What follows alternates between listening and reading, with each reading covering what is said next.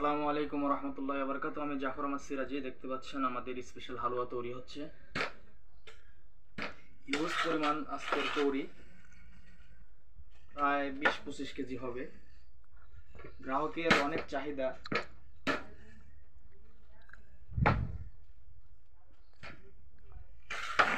বিশাল এক ডেক। সারাদিনের তৈরির কাজ অব্যাহত ছিল, শেষ পর্যায়ে আমরা শেষের পথে চলে আসছি।